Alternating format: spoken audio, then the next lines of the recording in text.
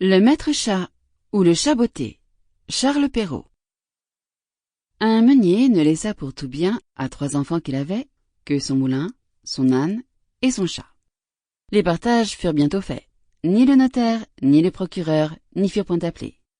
Ils auraient eu bientôt mangé tous les pauvres patrimoines. L'aîné eut le moulin, le second eut l'âne, et le plus jeune n'eut que le chat. Ce dernier ne pouvait se consoler d'avoir un si pauvre lot.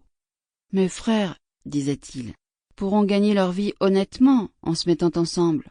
Pour moi, lorsque j'aurai mangé mon chat et que je me serai fait un manchon de sa peau, il faudra que je meure de faim. » Le chat, qui entendait ce discours, mais qui n'en fit pas semblant, lui dit d'un air posé et sérieux.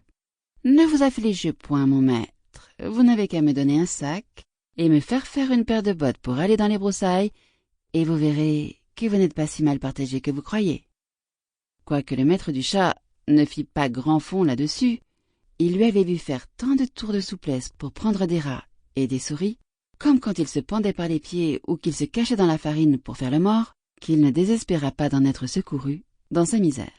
Lorsque le chat eut ce qu'il avait demandé, il se botta bravement et, mettant son sac à son cou, il en prit les cordons avec ses 2 pattes de devant et s'en alla dans une garenne où il y avait grand nombre de lapins.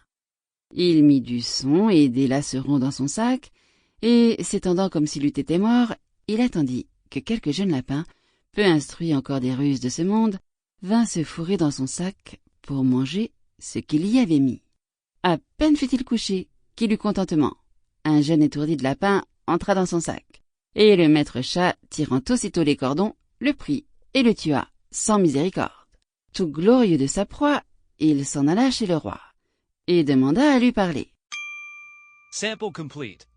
Ready to continue?